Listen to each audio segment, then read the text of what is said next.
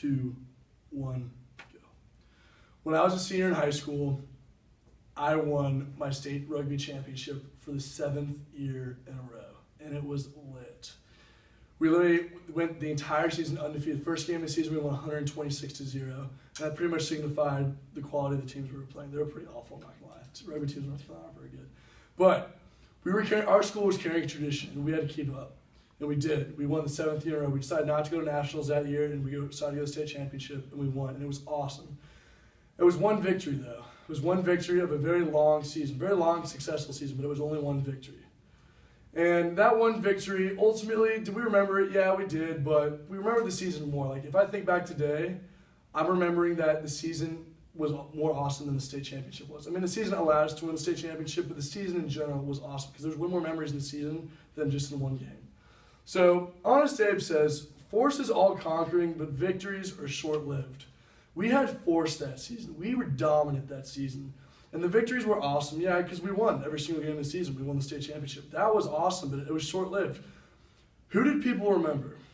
Did people remember us in the season and the reputation of Charlotte Catholic winning 7 state championships in a row?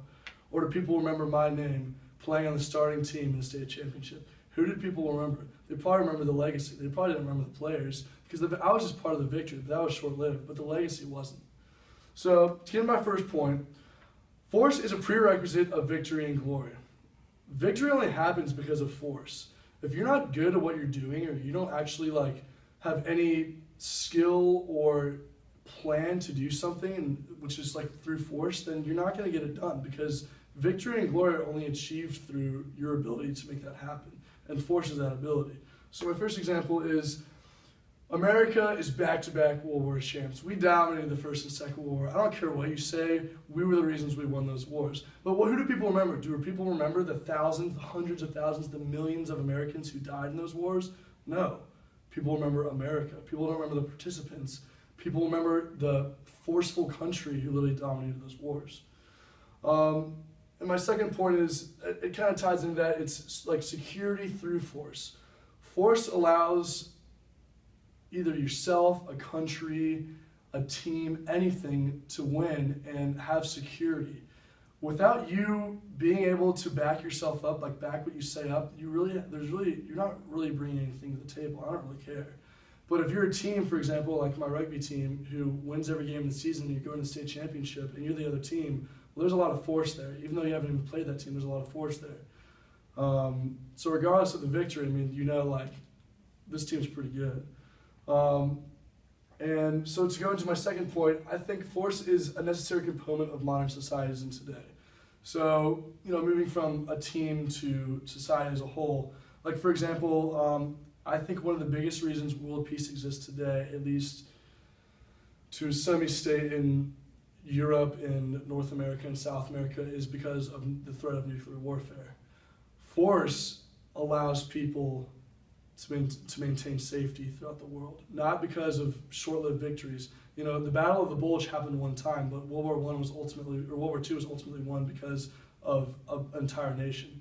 Just like nuclear warfare causes safety amongst the world because of the force that's behind it, not because of the short-lived victory that will happen once you actually use nuclear warfare or nuclear warhead.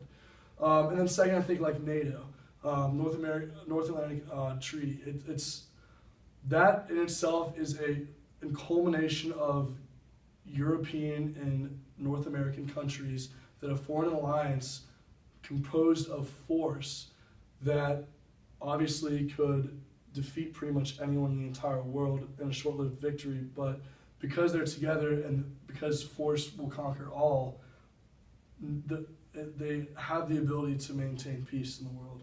So, force is all-conquering, but victories are short-lived. Force is necessary, I think, for longevity and remembrance. If you want to be remembered and you want to actually have a long-standing, society, team, anything, you have to have force to back that up. You're not going to be remembered off of victories. So to conclude, who would you remember? Would you remember me from my rugby team who won the 7th year in a row of the rugby championship for the state? Or would you remember the longevity and forceful dominance of Charlotte Catholic High School, winning every state championship for 7